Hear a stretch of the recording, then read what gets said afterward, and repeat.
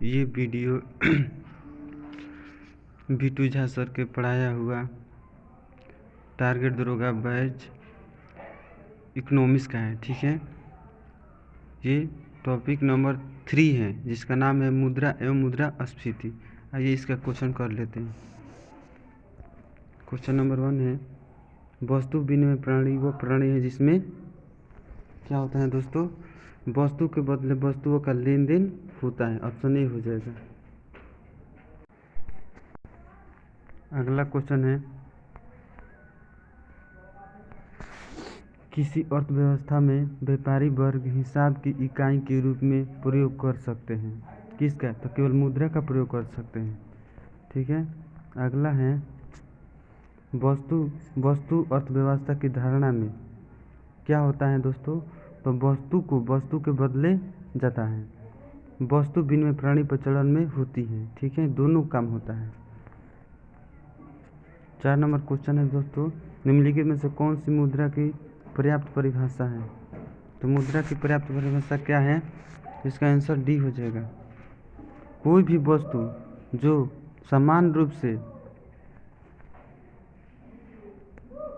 वस्तु तथा सेवाओं के विनिमय के रूप में स्वीकार की जाती है वही क्या है दोस्तों, मुद्रा की पर्याप्त परिभाषा है। अगला क्वेश्चन है वस्तु विनिमय प्रणाली की निम्नलिखित में से कौन सी कठिनाइयाँ नहीं होती हैं। तो इसका आंसर बी हो जाएगा।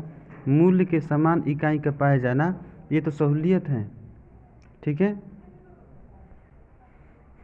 6 नंबर क्वेश्चन है किसी भी देश की मुद्रा कुछ मात्रा में शामिल होता है। कौन होता है, तो करेंसी और बैंक जमा, करेंसी और बैंक जमा। नेक्स्ट क्वेश्चन है कि मुद्रा के लिए अपना कार्य करने से पहले निम्नलिखित में से कौन से गुण आवश्यक हैं। तो उसे स्वीकृति प्राप्त होना चाहिए। वस्तु विनिमय प्रणाली की मुख्य कठिनाइयाँ थी, क्या थी, तो पहला था आवश्यकताओं के दोहरे संयोग का अभाव था दोस्तों।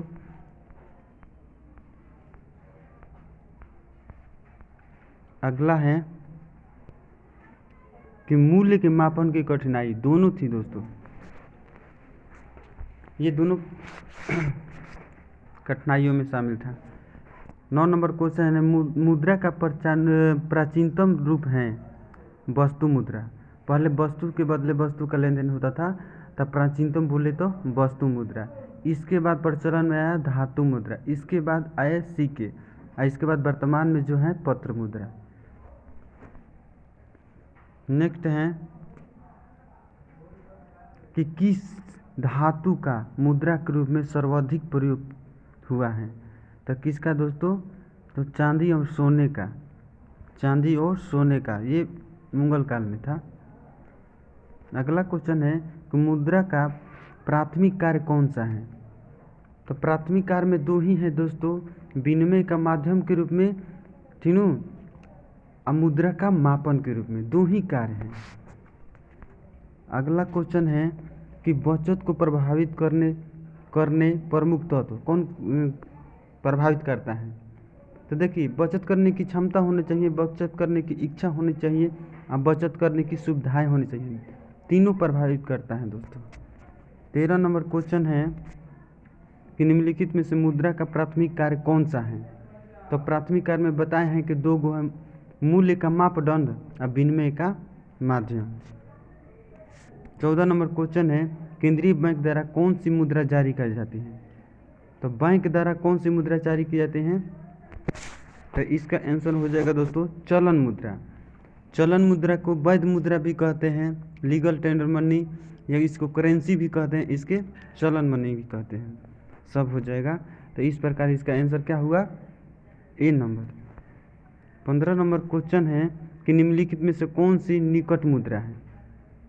तो निकट मुद्रा उसे कहते हैं दोस्तों नियरेस्ट मनी, जो शीघ्र ही मुद्रा में परिवर्तित हो जाता है। इसके अंदर आएगा समय जमा यानी कि सावधि जमा। ठीक है, इसके बाद विनिमय पत्र और इसके बाद ट्रेजरी बिल, ये तीनों है दोस्तों, डी हो जाएगा। नेक्स्ट क्वेश्चन है किसने कहा मुद्रा वह है जो मुद्रा का कार्य करता है। हर्टले विदर्स ने कहा था दोस्तों, हर्टले विदर्स ने कहा था। नेक्स्ट क्वेश्चन है कि पूर्ण कार्य मुद्रा वह मुद्रा है जिसमें सिक्के पर अंकित मूल्य और उसमें लगी धातु का मूल्य बराबर होता है। ऑप्शन ए हो जाएगा, उसे पूर्ण काय मुद्रा कहते हैं। नेक्स्ट क्वेश्चन है निम्नलिखित में से मुद्रा का गौण कार्य कौन सा नहीं है, यानी कि द्वितीय कार्य कौन सा नहीं है। तो देख लेते हैं, जो प्राथमिक कार्य हैं वो द्वितीय कार्य नहीं होगा। तो प्राथमिक कार्य में दो गो हैं, मूल्य का मापदंड ये तो प्राथमिक कार्य है, तो ये द्वितीय कार्य अर्थात गौण कार्य में नहीं आएगा। 19 नंबर क्वेश्चन है कि शाख मुद्रा वह मुद्रा है जिसमें मौद्रिक मूल्य वस्तु मूल्य से होता है। तो शाख मुद्रा में जो है ना, है जो बैंक द्वारा मतलब शाख मुद्रा को बनाया जाता है उसका मूल्य जो है अधिक होता है दोस्तों, अधिक होता है। प्रतिनिधि सांकेतिक मुद्रा वह मुद्रा है जिसमें मुद्रा पर अंकित मूल्य वास्तविक मूल्य से क्या होता है, तो अधिक होता है। तो 20 का क्या हो जाएगा, ये बराबर नहीं होता, यही आंसर हो जाएगा।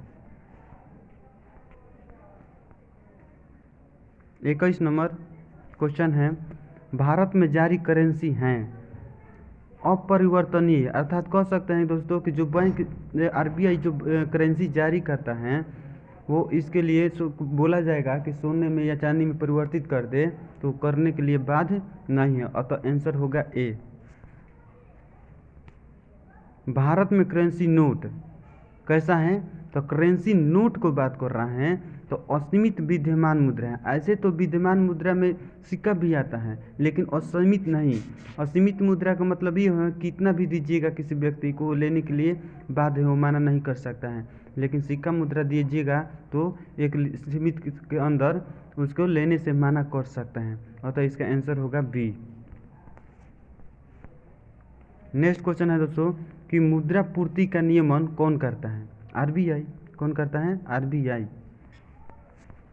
निम्नलिखित में से कौन मुद्रास्फीति का कारण है, यानी कि जो मुद्रास्फीति उत्पन्न होता है उसमें कौन का जिम्मेवार है।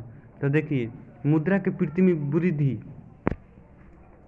यदि मुद्रा की पूर्ति में वृद्धि हो जाए तभी मुद्रास्फीति का कारण हो जाता है, यानी घाटे की वित्त व्यवस्था, ठीक घाटे की वित्त व्यवस्था ये भी है। जनसंख्या में वृद्धि हो जाए फिर भी है। तो इस प्रकार इसका 24 का आंसर हो जाएगा दोस्तों, आपका डी हो जाएगा। ठीक है। नेक्स्ट क्वेश्चन है वह मुद्रा वह धुरी है जिसके चारों ओर अर्थ विज्ञान घूमता है। यह किस अर्थशास्त्री का कथन है, यह किसने कहा था धुरी के बारे में। तो 25 का आंसर हो जाएगा आपका सी, मार्शल ने कहा था, मार्शल ने कहा था।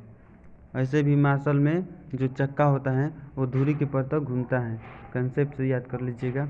नेक्स्ट क्वेश्चन है निम्नलिखित में से किस मुद्रा में वहनीयता अधिक होता है, यानी कि ज़्यादा मतलब इधर उधर जाता है, जल्दी हस्तांतरण हो जाता है। तो ये पत्र मुद्रा है दोस्तों। हमारे देश में किस मुद्रा को वैधानिक मान्यता प्राप्त है, तो ये हो जाएगा आपका कौन सा मुद्रा है दोस्तों, पत्र मुद्रा है। इसका डी हो जाएगा, 27 का हो जाएगा डी। और सिक्का भी। देखिए 28 नंबर मुद्रा के प्रयोग से किसको लाभ होता है। तो देखिए मुद्रा के प्रयोग होने लगा जिससे सबको लाभ होने लगा, उपभोक्ता को, उत्पादक को, सबको होने लगा। मुद्रा के प्रयोग से किसको प्रोत्साहन मिला है, तो देखिए सबको हो जाएगा। 29 का हो जाएगा दोस्तों, 29 का आपका देखिए सब हो जाएगा। इसमें बचत का भी, पूंजी निर्माण का भी, ऋण का लेन देन सबका हो जाएगा। पूंजी का निर्माण होता है, पूंजी का निर्माण बचत से होता है। हम लोग बचत करते हैं तब आरबीआई में बैंक में जमा करते हैं तो तभी तो पूंजी का निर्माण होता है। तो ऑप्शन क्या हो जाएगा, सी हो जाएगा। नेक्स्ट है शाख का प्रयोग होता है। शाख का प्रयोग कैसे होता है, तो उपभोग के लिए, उपभोग के लिए और विनियोग के लिए। 31 का आंसर हो जाएगा सी। नेक्स्ट क्वेश्चन है कि व्यावसायिक बैंकों द्वारा दिए जाने वाला ऋण को कहते हैं। जितना भी व्यावसायिक बैंक है जैसे में हो जाएगा PNB, state bank, bank of Baroda, ये सब कैसा बैंक है, तो व्यावसायिक बैंक है। तो व्यावसायिक बैंकों द्वारा दिए जाने वाला ऋण को कहते हैं, क्या कहते हैं, बैंक मुद्रा भी कहते हैं और शाख भी कहते हैं। क्योंकि 32 का आंसर क्या हो जाएगा सी। इसके बाद अगला क्वेश्चन है, निम्नलिखित में विचार कीजिए। पहला है भारतीय सिक्के प्रमाणित तथा मानक मुद्रा हैं।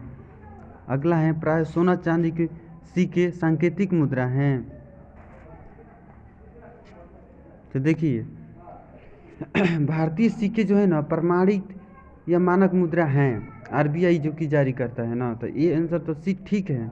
लेकिन दूसरा बोल रहा है प्राय सोने चांदी के सिक्के सांकेतिक मुद्रा नहीं है, पूर्णकाय मुद्रा है दोस्तों। इसका आंसर हो जाएगा आपका ए हो जाएगा, इसका आंसर ए होगा। अगला क्वेश्चन है कि किसी भी संविदा या दायित्व को पूरा करने के लिए जमानत के तौर पर मांगी जाने वाली राशि को क्या कहते हैं? तो इसको बोलते हैं दोस्तों कौशन मनी। कौशन मनी ये ठेकेदारी जो देखे हैं ना उसमें देखने को मिलता है।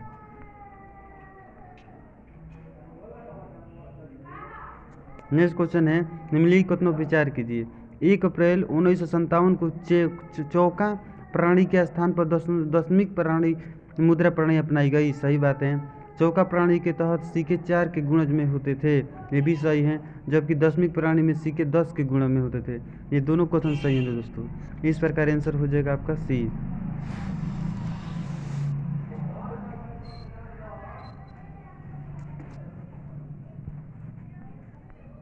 देख लेते हैं, ठीक है। अगला क्वेश्चन है कि निम्नलिखित में कौन सा कथन वैध मुद्रा यानी कि लीगल टेंडर मनी के अर्थ को सही वर्णित करता है? तो देखिए इसका पहला कथन है कि न्यायालय में विधिक मामले के लिए फीस के चुकाने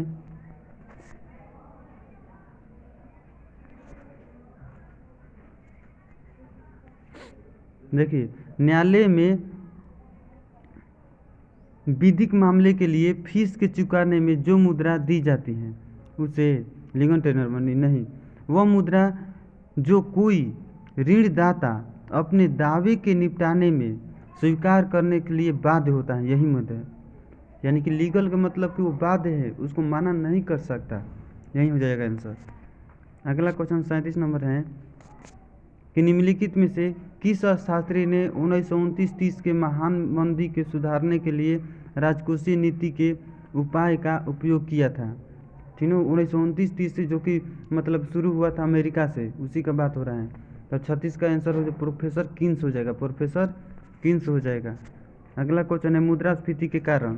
तो मुद्रास्फीति क्यों उत्पन्न होता है दोस्तों? तो वस्तु का मूल्य बढ़ना, सही बात है। अब मुद्रा का वैल्यू घट जाता है, अब मुद्रा का मूल्य गिर जाता है, सही बात है। दोनों हो जाएगा ए और बी। विनिमय दर में सुधार है तो अच्छा रहेगा ना, इससे नहीं होता है। 39। अगला क्वेश्चन है कि द्रव्य की पूर्ति यथावत रहने पर यदि द्रव्य की मांग में वृद्धि हो जाए तो क्या होता है? मांग बढ़ेगा, मांग बढ़ेगा तो क्या हो जाएगा? मांग बढ़ेगा तो वस्तु का कीमत बढ़ जाएगा और मुद्रा का कीमत गिर जाएगा। तो देखते हैं, तो ब्याज दर में वृद्धि करना होगा, सही बात है। ब्याज दर में वृद्धि करना होगा ताकि लोगों के पास कम से कम वस्तु पहुँचे और वस्तु का कीमत जो बढ़ा है वो गिर जाए, पुनः कम हो जाए। 39 का हो जाएगा दोस्तों बी हो जाएगा। 40 देखते हैं क्वेश्चन। देखिए फ्लिप वक्र किनके मध्य संबंध व्यवस्था करता है? तो देखिए 40 का हो जाएगा दोस्तों आपका मुद्रास्फीति और बेरोजगारी। क्या हो जाएगा? मुद्रास्फीति और बेरोजगारी के बीच फ्लिप वक्र जो है संबंध स्थापित करता है, तो आंसर आपका बी हो जाएगा। नेक्स्ट क्वेश्चन है कि निम्नलिखित में से कौन सा एक कथन अवस्फीति का उपयुक्त वर्णन करता है? तो अवस्फीति किससे कहते हैं? देखिए मुद्रास्फीति के उल्टा को अवस्फीति कहते हैं दोस्तों, अर्थात इसको मुद्रा संकुचन भी कहते हैं। तो 41 जो है इसका आंसर हो जाएगा दोस्तों, देख लेते हैं, ये नीचे देखिए। अवस्फीति में होता है कि यह माल तथा सेवाओं के सामान्य कीमत स्तर में सतत गिरावट। जो मुद्रास्फीति है उसमें वस्तु की कीमत क्या होता है दोस्तों? बढ़ जाता है। इसमें क्या होता है? उसमें कीमत जो है गिरता है दोस्तों। तो आंसर क्या हो जाएगा? सी हो जाएगा। नेक्स्ट क्वेश्चन है कि स्फीति दर में होने वाली तीव्र वृद्धि को आरोप कभी कभी आधार प्रभाव पर लगाया जाता है। यह आधार प्रभाव क्या है? तो देखिए, आधार प्रभाव वो है दोस्तों, आधार प्रभाव वो हैं जो यह विगत वर्षों की कीमतों का स्फीति दर की गणना पर आय प्रभाव, माने बीते हुए वर्षों में, विगत वर्ष मतलब बीते हुए वर्षों में जो आधार वर्ष माना गया है, तो उस समय के रेट और अभी वर्तमान के रेट में जो भी अंतर देखने को मिलता है वही उसी को प्रभाव बोल रहा है, आय प्रभाव। तो ठीक है ना, तो यही अंतर देखा जाता है। तो यही लोग सोचते हैं कि उस समय रेट ये था, मतलब अब रेट कैसे हो गया। तो उस समय वस्तु की उपलब्धता और वर्तमान में वस्तु की उपलब्धता पर डिपेंड करता है दोस्तों। ठीक है, तो ऑप्शन सी हो जाएगा। देखिए,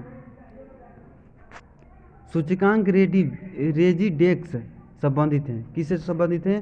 तो ये हो जाएगा आपका भूमि कीमत से। सूचकांक रेजिडेंस किससे संबंधित है दोस्तों? तो भूमि कीमत से संबंधित है, ऑप्शन डी हो जाएगा। नेक्स्ट क्वेश्चन है, भारत में मुद्रास्फीति के संदर्भ में निम्नलिखित कथनों में से कौन से कथन सही हैं? तो मुद्रास्फीति में देख लेते हैं, तो इसका आंसर जो होगा वो है घटा हुआ मुद्रा परिचालन मुद्रास्फीति के नियंत्रण में सहायता प्रदान करता है। ठीक है, घटा हुआ मुद्रा परिचालन मुद्रास्फीति के नियंत्रण में सहायता प्रदान करता है, यही आपका आंसर होगा।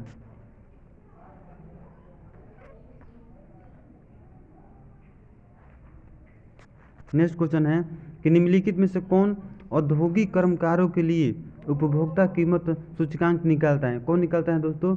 तो 45 का हो जाएगा आपका श्रम ब्यूरो। कौन निकालता है? श्रम ब्यूरो निकालता है। श्रम ब्यूरो औद्योगिक कर्मकारों के उपभोक्ता कीमत सूचकांक निकालता है, श्रम ब्यूरो।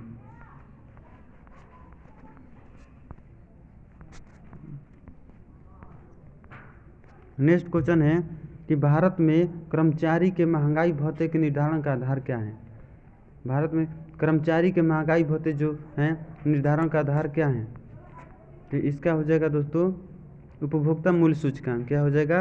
उपभोक्ता मूल्य सूचकांक, यानी कि 46 का क्या हो जाएगा? बी हो जाएगा। 47 क्वेश्चन है, निम्नलिखित में से कौन मुद्रास्फीति से सर्वाधिक लाभ होता है?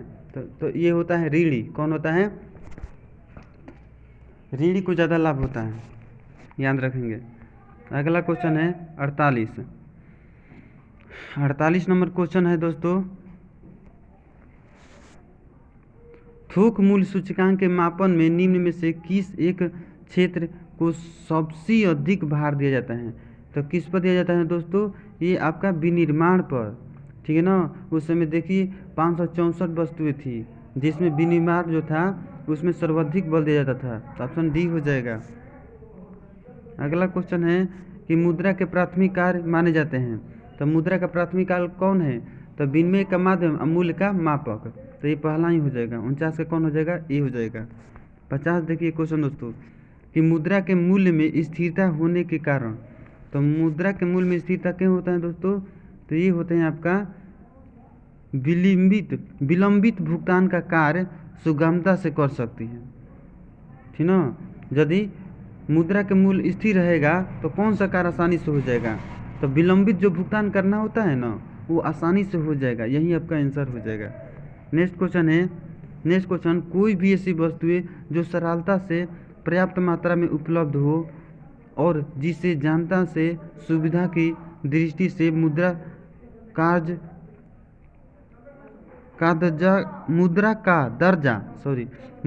दर्जा दे दिया हो, उसे क्या कहते हैं दोस्तों? तो 51 का हो जाएगा आपका वस्तु मुद्रा कहलाता है, वस्तु मुद्रा। आगे देखिए,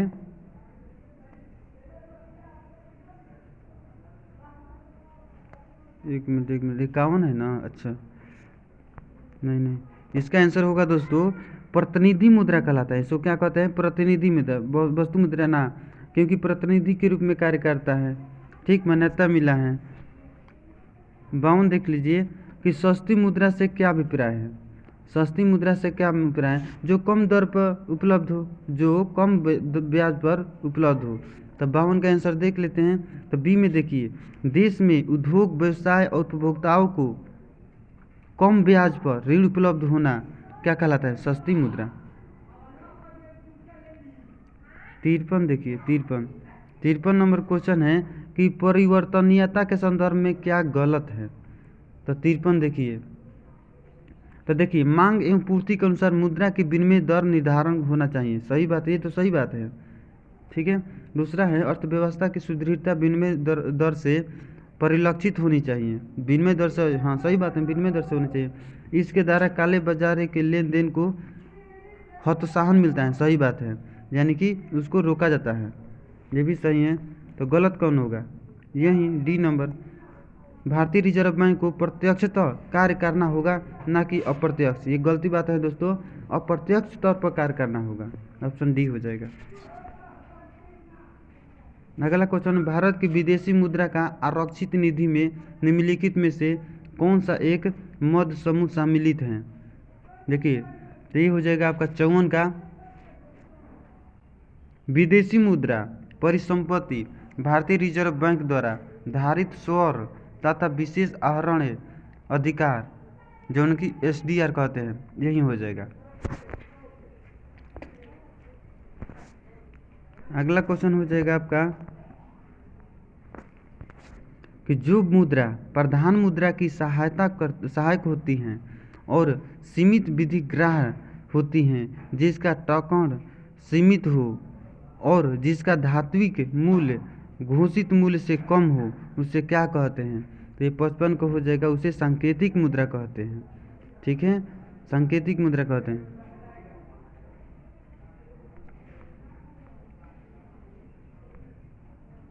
देखिए मुद्रा के अंतर्गत शामिल किया जाता है, मुद्रा के अंतर्गत किसको शामिल किया जाता है? तो 56 को हो जाएगा, जनता के पास नकदी, अब बैंकों के पास मांग जमा तथा सावधि जमा, ये सब आता है दोस्तों, सी हो जाएगा। जो पत्ती करेंसी प्रणाली पर आधारित हो, जिसमें मुद्रा की प्रत्येक इकाई के पीछे 100% कोष रखा जाता हो और कागजी मुद्रा स्वर्ण तथा चांदी में परिवर्तनशील होता है, उसे क्या कहते हैं? तो इसे कहते हैं दोस्तों, देखिए इसको क्या बोलते हैं? इसको बोलते हैं स्वर्ण या धातु मुद्रा। इसे क्या कहते हैं? स्वर्ण या धातु मान मुद्रा, स्वर्ण या धातु मान मुद्रा कहते हैं, जो कि ऑप्शन में नहीं है। ऑप्शन डी हो जाएगा, ऑप्शन डी हो जाएगा।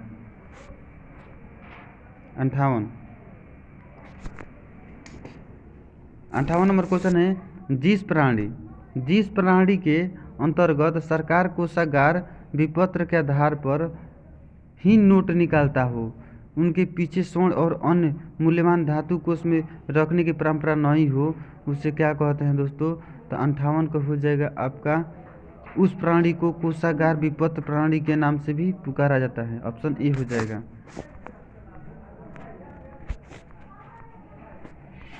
59 नंबर है क्वेश्चन दोस्तों कि स्वर्ण तथा चांदी की मुद्राओं का पारंपरिक अनुपात सरकार द्वारा उनकी धातु शुद्धता के अनुसार घोषित किया जाता है, परंतु कभी कभी किसी एक धातु का बाजार मूल्य बढ़ जाता है। ऐसी स्थिति में उस मुद्रा के सिक्के का क्या होता है? ठीक है, तो वास्तविक मूल्य अप्रभावित रहता है, वास्तविक मूल्य अप्रभावित है।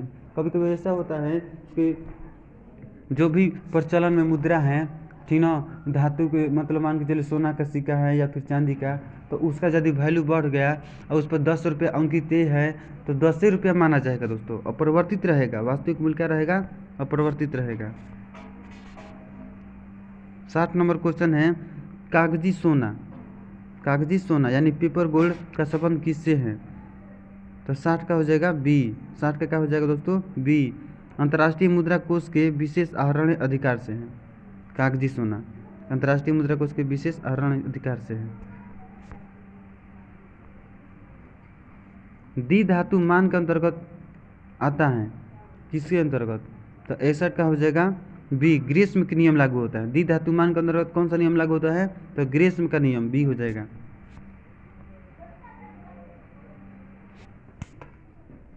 अगला क्वेश्चन है 62 कि वह मुद्रा जिसे सरकार द्वारा वैधानिक रूप से ग्रहण घोषित किया गया हो, अर्थात उसे भुगतान में स्वीकार ना करने पर सरकार द्वारा दंडित किए जा सकते हैं, उसे क्या कहते हैं दोस्तों? तो उसे कहते हैं विधिग्राह्य मुद्रा। विधिग्राह्य मुद्रा कहते हैं।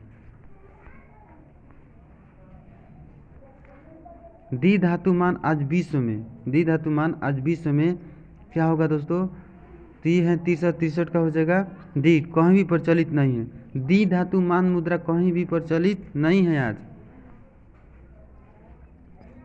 किसी भी देश में सारे भुगतान, लेन देन तथा हिसाब किताब जिस मुद्रा के में किया जाता है वह उस देश की कैसी मुद्रा है?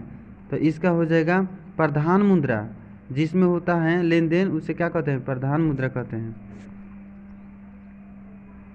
अगला है जिस व्यवस्था में मुद्रा के बदले मुद्रा देने की व्यवस्था होती है उसे क्या कहते हैं? मुद्रा के बदले मुद्रा देने की व्यवस्था होती है उसे क्या कहते हैं दोस्तों? तो 65 का हो जाएगा आपका वह व्यवस्था केवल मुद्रा विनिमय मान बलन विनिमय मान रह जाती हैं। Option A. 66 चेक, ड्राफ्ट, हुंडी, प्रतिज्ञा पत्र आदि के माध्यम से अनेक भुगतान किए जाते हैं और सुविधा के कारण लोग उन्हें पत्र से अधिक महत्व देते हैं, ठीक ना? वह बैंक मुद्रा या शाख मुद्रा ही क्या कहलाता है? और 66 का हो जाएगा आपका ऐच्छिक मुद्रा कहलाता है।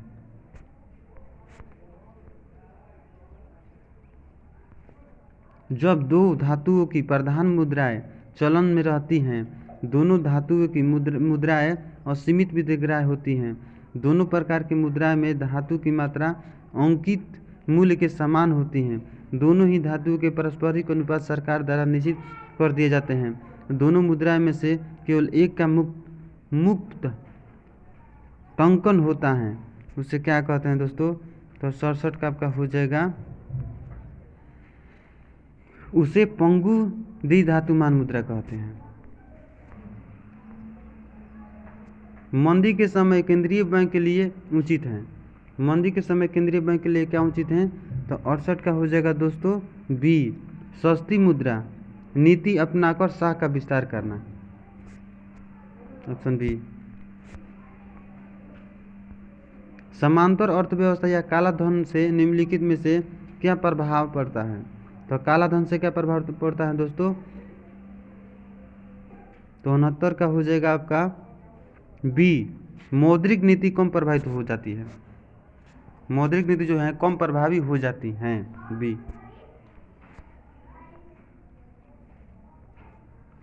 मुद्रा अवमूल्यन का अर्थ है, ठीक है, मुद्रा अवमूल्यन का क्या अर्थ है? तो ए हो जाएगा अंतर्राष्ट्रीय व्यापार में उपयुक्त मुद्राओं की तुलना में मूल्य के गिरावट, यही हो जाएगा।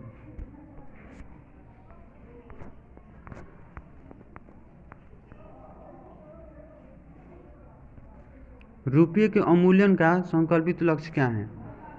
ठीक, तो निर्यात को बढ़ावा देना, विदेशी विनिमय की प्राप्ति और बढ़ते आयात को रोकना, ये सभी हो जाएगा।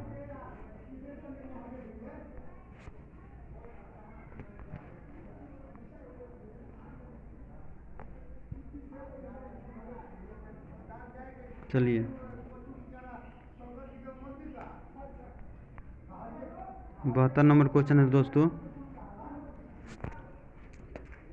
72 नंबर क्वेश्चन आपका है कि मुद्रा मान इसका क्या होगा? तो इस व्यवस्था में मुद्रा के कोष, मुद्रा निर्गमन संबंधी नियम, मानक तथा सांकेतिक मुद्रा निकालने संबंधी नियम एवं क्रियाएं आदि सम्मिलित होते हैं। सही बात है, मुद्रा मान में यही सब होता है, सही बात है। मूल्यमान वह वस्तु जिसमें अन्य सब धातुओं के मूल्य मापे जाते हैं, जैसे रुपया हो गया, डॉलर हो गया, मार्क हो गया, ये सभी हो जाएगा। ठीक है, अगला देखिए, अच्छी मुद्रा जिसमें सर्वमान, अविनाशता, वहनीयता, एकरूपता आदि गुण का समावेश हो। वास्तविक मुद्रा किसी देश में चलने वाली मुद्रा के भौतिक रूप, ये सभी सम्मिलित हैं, अतः इसका आंसर हो जाएगा दोस्तों सी। अगला देखिए,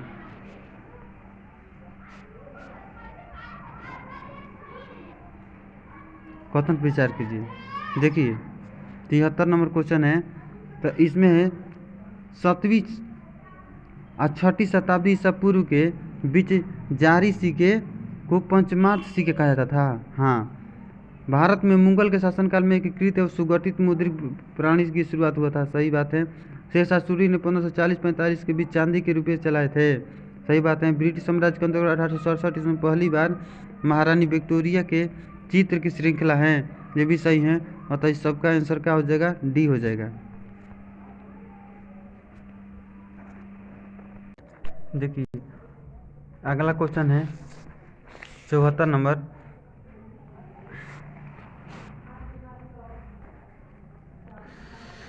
कि भारत के रुपये के संबंध में निम्नलिखित कथनों पर विचार कीजिए। देखिए दोस्तों ये क्वेश्चन डाउट में है, इसको छोड़ा गया है। ठीक है, इसके बाद 75 है, इसको भी छोड़ा गया है। ठीक है, 76 देखते हैं। 76 नंबर क्वेश्चन है,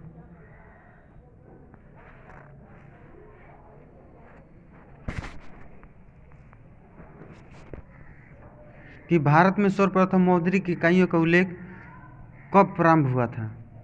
देखिए कब हुआ था, तो 76 का हो जाएगा बी। आपका कौन हो जाएगा? बी हो जाएगा, बी।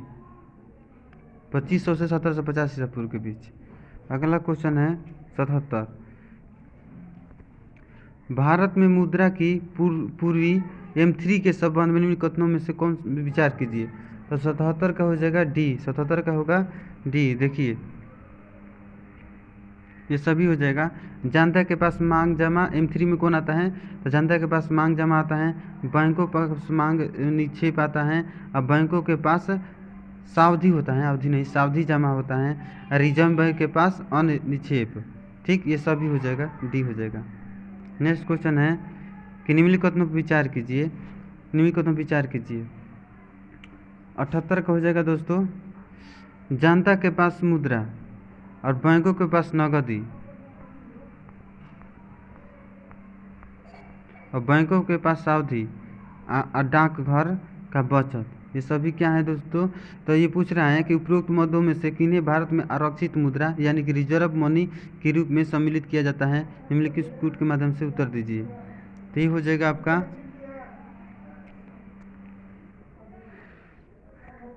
बी, 1 2 3, ये तीनों हो जाएगा। ये जो है डाकघर में बचत, बैंक जमा, ये नहीं आता है। अगला है किसी वस्तु की कीमत में वृद्धि से क्या अभिप्राय है? किसी वस्तु की कीमत में वृद्धि से क्या समझते हैं दोस्तों? तो ये 79 जो है,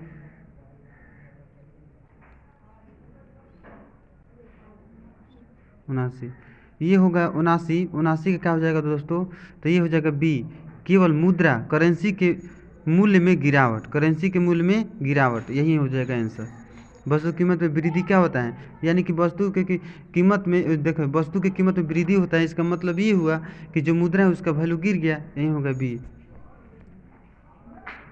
ये देखिए कि भारतीय रिजर्व बैंक मुद्रा आपूर्ति को M1 M3 M4 बांटता है। M1 के अंतर्गत में इसमें कौन आते हैं? M1 में कौन आता है दोस्तों? तो ये 80 नंबर क्वेश्चन है, इसका आंसर हो जाएगा बी। क्या हो जाएगा? बी। देखिए बैंक की मांग जमा और करेंसी नोट एवं सिक्के, बैंक की जो मांग जमा होता है जो कभी भी निकाल सकते हैं वो होगा, करेंसी सिक्के जितना भी होता है, और रिजर्व बैंक की अन्य जमा ये भी होता है। ठीक है, और डाकघर के पास बचत जमा नहीं होगा। ठीक है, तो ऑप्शन बी हो जाएगा 80 का। 81 देख लेते हैं। 81 नंबर क्वेश्चन है कि निम्नलिखित में से किनके योग से सुलभ मुद्राएं बनता है? किसके योग से सुलभ मुद्राएं बनता है? तो देख लेते हैं सुलभ मुद्राएं किससे बनता है। तो 81 नंबर क्वेश्चन है, इसका हो जाएगा जनता के पास करेंसी जो है जो खर्च कर सकते हैं, और जनता के पास जमा राशि, जनता के पास जमा राशि यही होता है। अब बैंक में सावधि जमा ये नहीं आता है दोस्तों, और भारतीय रिजर्व बैंक में अन्य जमा ये नहीं आता है। ऑप्शन ए हो जाएगा 82 नंबर क्वेश्चन है। 82 नंबर क्वेश्चन है कि किसी भी देश द्वारा मुद्रा के अवमूल्यन का तात्पर्य, मुद्रा का अवमूल्यन का मतलब होता है, तो देखिए आयात प्रतिस्थापन को प्रोत्साहित करना, आयात को नहीं, ये तो गलत हो जाएगा, यानी निर्यात को विस्तार करना, ये सही बात है। आयात का विस्तार करना ये तो नहीं होगा। व्यापारिक घाटे को संतुलन में लाना, ये बात सही है। तो 82 का हो जाएगा दोस्तों आपका सी हो जाएगा, 1 2 4 1 2 4, ये बात सही है। मतलब आयात का विस्तार करना नहीं होता है, आयात प्रतिस्थापन को प्रोत्साहन, ये तो हो सकता है, तो ऑप्शन सी हो जाएगा। रुपये की परिवर्तनशीलता से क्या तात्पर्य है? तो 83 जो है, 83 इसका आंसर ए हो जाएगा कि रुपये के नोट के बदले सोना प्राप्त करना, यही होता है परिवर्तनीयता के मतलब। 83 84 हो जाएगा आपका। देखिए 84 निम्नलिखित में से कौन से कथन सही हैं? तो देखिए, तो 84 का आपका हो जाएगा दोस्तों आपका उच्च समृद्धि मुद्रास्फीति की ओर ले जाएगी, माने उच्च जो समृद्धि होगा तो मुद्रास्फीति की ओर ले जाएगा, ये बात सही है। लेकिन ये बात अब गलत हो जाएगा कि उच्च समृद्धि मुद्रा अपस्फीति की ओर ले जाएगी, उच्च समृद्धि मुद्रा अपस्फीति की ओर ले जाएगी, ये गलत हो जाएगा। आगे देखिए, तो ऑप्शन ए हो जाएगा, इसका ऑप्शन ए होगा। नेक्स्ट क्वेश्चन है निम्नलिखित कथनों पर विचार कीजिए। 85 नंबर क्वेश्चन, निम्नलिखित कथनों पर विचार कीजिए। तो 85 का हो जाएगा दोस्तों आपका मुद्रास्फीति ऋणियों को लाभ होता है, हाँ ऋणियों को लाभ होता है। और मुद्रास्फीति बॉन्ड धारकों को लाभ होता है, नहीं बॉन्ड धारकों को लाभ नहीं होता है। ऑप्शन ए होगा, 85 का हो जाएगा ऑप्शन ए। 86 देखते हैं, भारत में विदेशी मुद्रा में शामिल होता है। तो विदेशी मुद्रा में कौन शामिल होता है दोस्तों? तो इसका आंसर हो जाएगा आपका स्वर्ण मुद्रा आता है विदेशी मुद्रा में, विदेशी मुद्रा भी आ जाएगा, SDR भी आ जाएगा। लेकिन SLR जो है ना बैंक से संबंधित हैं, ठीक है, ये नहीं होगा, ऑप्शन ए हो जाएगा। काली मुद्रा किसे कहते हैं? काली मुद्रा किसे कहते हैं? तो 87 का हो जाएगा आपका डी हो जाएगा। यह अवैध आय है जिस पर आयकर नहीं दिया जाता है। 88 नंबर क्वेश्चन है कि मुद्रास्फीति की शून्य दर उस वर्ष में अवश्य मानी जाएगी तब। तो 88 की क्या हो जाएगा? जब वर्ष के प्रत्येक सप्ताह में मुद्रास्फीति की वार्षिक दर शून्य रहे, माने वर्ष के प्रत्येक सप्ताह में क्या हुए तो मुद्रास्फीति की वार्षिक दर क्या है? शून्य रहे, ऑप्शन ए हो जाएगा 88। 89 भारत में मुद्रास्फीति दर की माप किस आधार पर की जाती है? तो 89 का हो जाएगा आपका बी, थोक मूल्य सूचकांक पर। मुद्रास्फीति की दर किस पर बताता है? तो थोक मूल्य सूचकांक पर। 90 निम्नलिखित कीमत सूचकांकों में से केंद्र सरकार के कर्मचारियों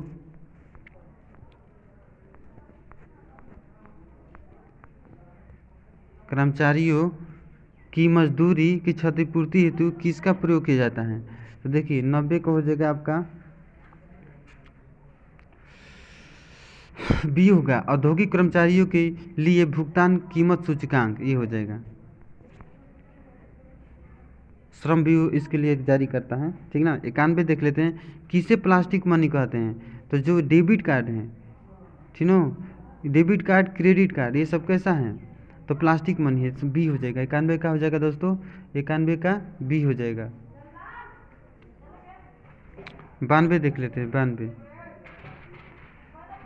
स्मार्ट मनी शब्द का प्रयोग। तो 92 जो है स्मार्ट मनी बोल रहे हैं, तो इसका हो जाएगा ए हो जाएगा, इंटरनेट बैंकिंग कहते हैं स्मार्ट मनी। निम्नलिखित कथनों में पर विचार कीजिए। तो 93 नंबर क्वेश्चन का देखिए डाउट में है, इसको छोड़ा गया है, ठीक ना। आगे चलते हैं, 94 नंबर क्वेश्चन बोल रहा है कि भारत के संदर्भ में निम्नलिखित में से कथनों पर विचार कीजिए, ठीक है। तो 94 का आंसर क्या हो जाएगा कि भारत में थोक कीमत सूचकांक WPI केवल मानसिक आधार पर होता है, नहीं मानसिक आधार पर नहीं होता है, साप्ताहिक आधार पर होता है, पहले होता था साप्ताहिक आधार पर होता है। दूसरा है औद्योगिक कामगारों के लिए उपभोक्ता कीमत सूचकांक यानी कि CPI खाद्य वस्तुओं को कम महत्व देता है, ये गलत है, ये भी गलत है, अतः डी हो जाएगा। देखिए ये भी डाउट में है, ठीक है। 95 छोड़ दीजिए, 96 पे चलिए, 96 को देखते हैं। तो देखिए जापान की हो जाएगा येन, ठीक है। इसके बाद 96 नंबर सऊदी अरब का रियाद होता है।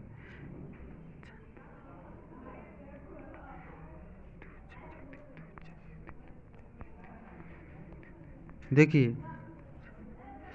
पहला का हो जाएगा पेसो, मैक्सिको क्या होगा, पेसो होगा।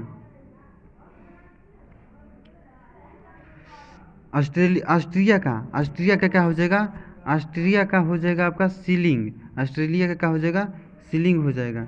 इसके बाद देख लेते हैं जापान का येन हो जाएगा, ठीक है। इसके बाद उसका रियाल हो जाएगा, सऊदी अरब का रियाल हो जाएगा। इस प्रकार आंसर आपका बी हो जाएगा, 2 4 1 3। चलिए नेक्स्ट क्वेश्चन है 97 नंबर क्वेश्चन है कि मुद्रा प्रसार के बारे में जो असत्य है उससे चिन्हित कीजिए। तो 97 नंबर क्वेश्चन का आंसर हो जाएगा असत्य कौन है। तो देखिए डायरेक्ट आते हैं कि मुद्रा प्रसार की दर से नीचे जाने पर का तात्पर्य कीमतों का घटना नहीं होता है, यही गलत है, ऑप्शन डी हो जाएगा। 98 देखिए मुद्रास्फीति की दरें किस सूचकांक पर आधारित होती हैं। तो मुद्रास्फीति की दर तो थोक मूल्य सूचकांक पर ना, तो 98 का क्या हो जाएगा, बी हो जाएगा। 99 है कि मुद्रा स्वयं मुद्रा का निर्माण करती है। यह परिभाषा किसने प्रस्तुत किया था, मुद्रा स्वयं मुद्रा का निर्माण करती हैं, इसको कहा था क्राउथर ने। देखिए ग्रीष्म का नियम है निम्नलिखित में से किससे संबंधित है। तो ग्रीष्म का नियम किससे संबंधित है, तो इसका हो जाएगा सी, स्वर्ण मुद्रा से। स्वर्ण मुद्रा पीछे आया था, स्वर्ण मुद्रा से, सॉरी इसका मुद्रा प्रचलन से, हाँ मुद्रा प्रचलन से हो जाएगा। ऐसी मुद्रा है, देखिए 101 नंबर क्वेश्चन, ऐसी मुद्रा है जिसमें शीघ्र प्रारंभ कर जाने की क्षमता होती है उसे हॉट मनी कहते हैं। क्या कहते हैं, हॉट मनी, यानी कि गर्म मुद्रा। 101 का हो जाएगा डी हो जाएगा, ठीक है। 101 का क्या हो जाएगा, डी हो जाएगा। आगे देखते हैं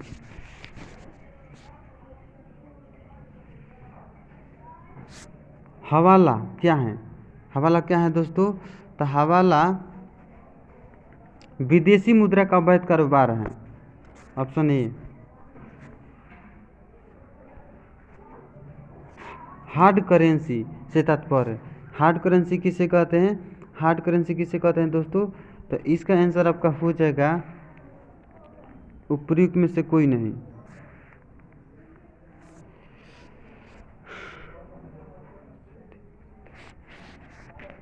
आगे चलते हैं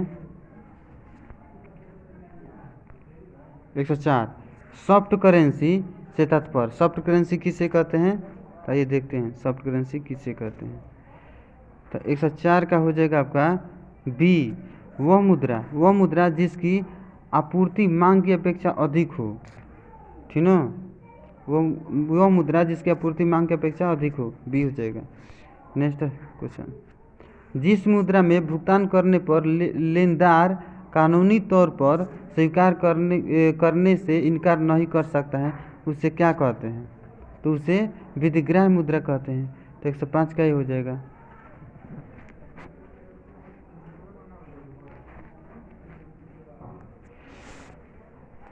सस्ती मुद्रा से अभिप्राय है, सस्ती मुद्रा का क्या अभिप्राय है, ये तो हो गया था, फिर भी देख लेते हैं। 106 का हो जाएगा आपका बी, देश में उद्योग व्यवसाय और उपभोक्ताओं को कम ब्याज दर पर ऋण उपलब्ध होना, बी हो जाएगा। नेक्स्ट क्वेश्चन है 107 किन देशों की मुद्राएं प्राय हार्ड करेंसी कहलाती हैं, तो ये विकसित देशों की नहीं, हार्ड मनी किसे कहते हैं, विकसित देशों की। तो 107 का क्या हो जाएगा, बी, ठीक है, बी हो जाएगा इसका, बी। अगला क्वेश्चन है 108 नंबर, सही कथन है। तो देखिए वह मुद्रा जिसमें शीघ्र प्रारंभ कर जाने की प्रवृत्ति है उसे हॉट मनी कहते हैं, सही बात है। वह मुद्रा जिसकी आपूर्ति की तुलना में मांग लगातार अधिक हो रही है उसे हार्ड करेंसी कहते हैं, ये दोनों सही हैं, ठीक ना। तो इसका आंसर हो जाएगा 1 और 2। वह मुद्रा जिसकी मांग आपूर्ति की तुलना में कम रहती है उसे हार्ड करेंसी नहीं, ये देखो गलत हो जाएगा। तो ऑप्शन ये वाला सही है जो कि ऑप्शन में नहीं है। 109 सरकार द्वारा पुरानी मुद्रा को समाप्त कर नई मुद्रा चलाना क्या क्या कहलाता है? तो 109 का हो जाएगा आपका ए हो जाएगा। 109 का क्या हो जाएगा? बी, सॉरी 109 का बी हो जाएगा। 109 क्या हो जाएगा? बी होगा। विमुद्रीकरण। अवमूल्यन किसे कहते हैं? जानबूझकर अपने देश की मुद्रा के वैल्यू को गिराना अवमूल्यन कहलाता है। 110 देख लेते हैं। 110 नंबर क्वेश्चन है कि मुद्रा संकुचन का क्या कारण होता है? मुद्रा संकुचन का क्या कारण होता है? तो 110 का हो जाएगा आपका सी, निर्यात की तुलना में आयात में कमी, इसे मुद्रा संकुचन कहते हैं। यानी कि मुद्रा संकुचन होता है निर्यात की तुलना में आयात में कमी। 110 का बी हो जाएगा। 110 नंबर क्वेश्चन है, इसका सी होगा। इसका सी होगा दोस्तों, सॉरी, इसका सी हो जाएगा। माल तथा सेवाओं की पूर्ति की तुलना में मुद्रा की आपूर्ति में कमी, यानी कि मुद्रा कम मात्रा में प्रचलन में है, ठीक है ना, और माल और सेवा बहुत ज़्यादा है। सी हो जाएगा, क्योंकि संकुचन बोल रहा है ना। 111 को निम्नलिखित में से कौन मुद्रा आपूर्ति नियंत्रण में सहायक नहीं है? तो इसका आंसर हो जाएगा आपका दोस्तों 111 का हो जाएगा ए, मुक्त मुद्रा नीति, ठीक है ना, मुक्त मुद्रा नीति। 112 है दोस्तों कि वह अवस्था जिसमें मुद्रा का मूल्य गिर जाता है और कीमतें बढ़ जाती हैं। मुद्रा का वैल्यू गिर जाता है और कीमतें बढ़ जाती हैं, उसे मुद्रास्फीति कहते हैं। 112 का ये हो जाएगा। 113 देखिए,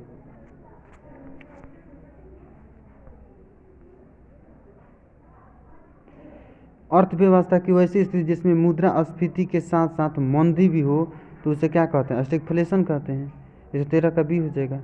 मुद्रा के स्फीति के साथ साथ जब मंदी आ जाए तो स्टैगफ्लेशन कहते हैं। मुद्रास्फीति के में से बाजार की वस्तुएं क्या होती हैं? महंगी हो जाती हैं। क्या हो जाती हैं? महंगी। बी हो जाएगा। 14 का बी हो जाएगा। 14 का बी हो जाएगा। 15 देखिए दोस्तों, लगातार बढ़ती कीमतों की प्रक्रिया होती हैं। लगातार बढ़ती कीमतें तो मुद्रास्फीति हो जाएगा। इसे क्या हो जाएगा? मुद्रास्फीति।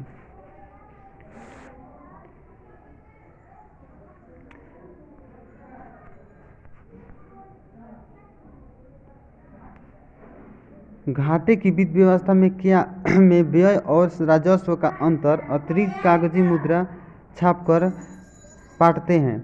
इस युक्ति का उद्देश्य आर्थिक विकास है, परंतु यदि यह विफल हो गया तो कौन सी स्थिति उत्पन्न हो जाएगी?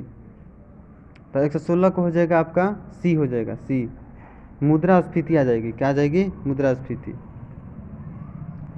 निम्नलिखित में से वह वर्ग कौन सा है जिसको मुद्रास्फीति के कारण सबसे अधिक हानि होती है? तो वो किसके होती हैं दोस्तों? तो 117 का हो जाएगा आपका ए, देनदार को हानि होता है और लेनदार को लाभ होता है। मुद्रास्फीति से लाभान्वित होता है कौन? ऋणी। कौन होता है? 118 का सी।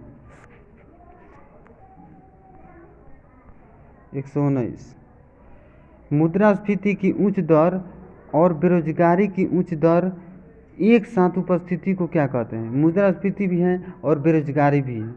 तो 119 से क्या हो जाएगा दोस्तों? बी हो जाएगा। 119 से क्या हो जाएगा? बी हो जाएगा। B, stagflation. ये हुआ था पीछे। आगे देखिए, मुद्रास्फीति को इनमें से किसके द्वारा रोका जा सकता है? तो मुद्रास्फीति को कैसे रोका जा सकता है? तो 120 का हो जाएगा आपका डी, बचत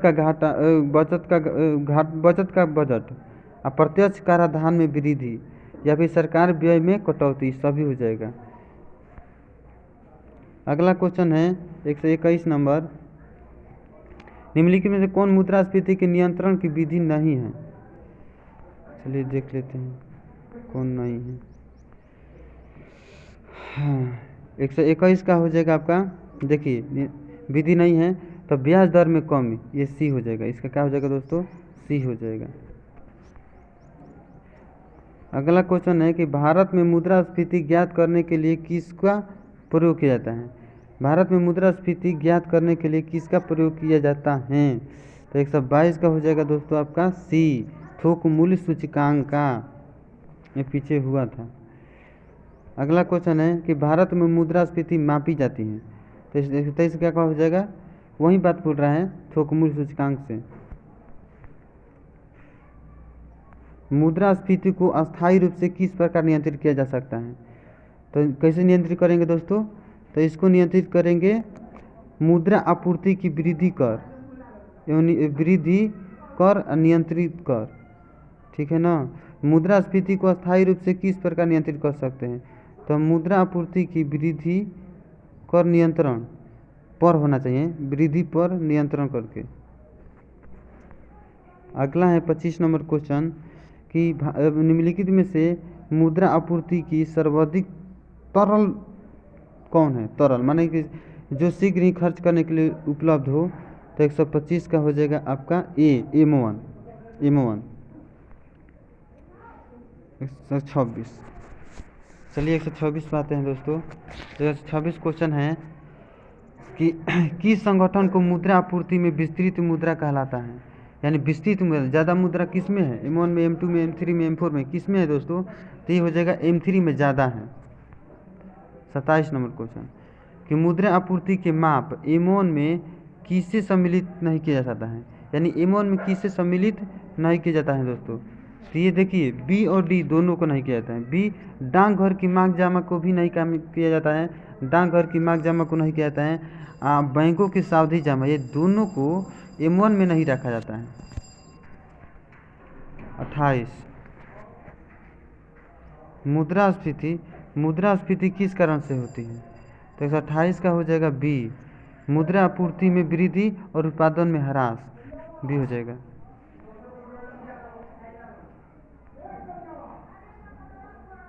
129 है किस घटक में भारत के विदेशी मुद्रा भंडारण की वृद्धि में प्रमुख योगदान है।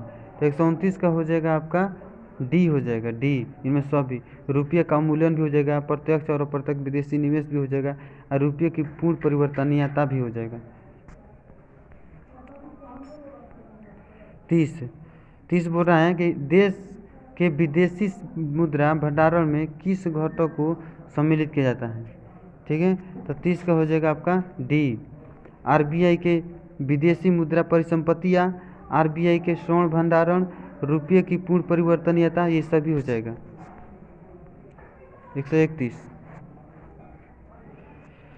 ये बोल रहा है कि भारतीय मुद्रा रुपये की आधिकारिक विनिमय दर संबंधित है किससे, तो चुनी हुई विदेशी मुद्रा के समूह से। भारत में सर्वप्रथम पत्र मुद्रा का प्रचलन कब हुआ था, तो ये हो जाएगा आपका 1806 में। कब हुआ था, 1806 में।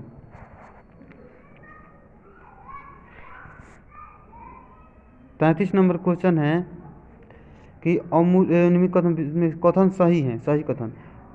तो अवमूल्यन से विदेशी बाजार में निर्यात सस्ता हो जाता है, सही बात है।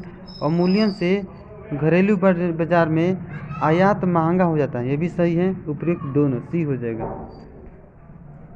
अगला क्वेश्चन है कि अवमूल्यन का उद्देश्य है, अवमूल्यन का क्या उद्देश्य है दोस्तों, तो इसका हो जाएगा निर्यात को प्रोत्साहन। 35 अब तक भारतीय रुपये का कितनी बार अवमूल्यन हुआ है, 3 बार।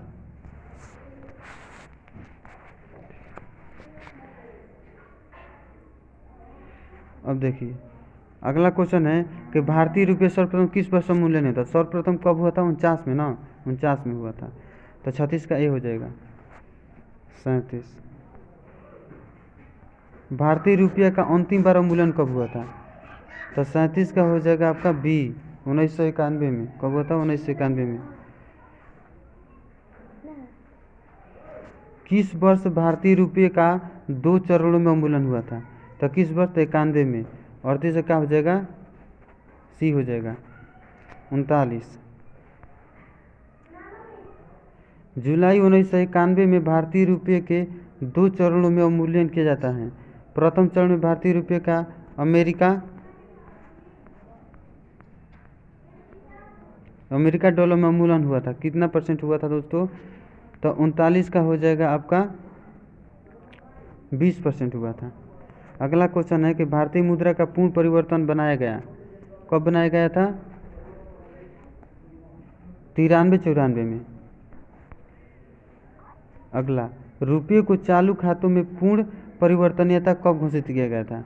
पूर्ण परिवर्तनीय कब घोषित किया गया था? तो ये हो जाएगा आपका 19 अगस्त 1994 को। वर्तमान में भारत में रुपये की पूर्ण परिवर्तन लागू है भुगतान संतुलन के, क्या हो जाएगा इसका? ये हो जाएगा आपका सी, चालू खाते पर, चालू खाते पर। ये देखिए, रिजर्व बैंक के नोट निर्गम विभाग के पास हर समय कम से कम कितनी मूल्य का स्वर्ण कोष होना चाहिए? तो ये हो जाएगा आपका 115 करोड़। 10 रुपये के नोट पर किसे हस्ताक्षर होता है? तो किसका होता है दोस्तों? ये रिजर्व बैंक के नोट का बात हो रहा है ना। 45, भारत में 20 रुपये एवं इससे उच्च मूल्य वर्ग के नोटों की छपाई किस प्रेस में होता है? तो देवास में। इसका हो जाएगा करेंसी नोट देवास, नहीं होगा। अगला क्वेश्चन है, भारतीय करेंसी नोट को पिछले भाग पर कितनी भाषाएं होता है? तो 15, कितना होता है? 15, डी हो जाएगा। अगला है क्वेश्चन कि WPI संबंधित निम्न कथनों पर विचार कीजिए।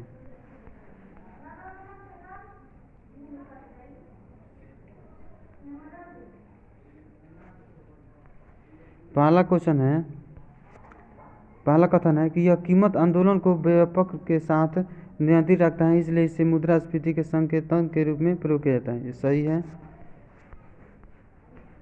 अगला है, भारत में साप्ताहिक थोक कीमत सूचकांक के संकल्प तथा प्रकाशन का कार्य आर्थिक परामर्शदाता कार्यालय को सौंप गया है।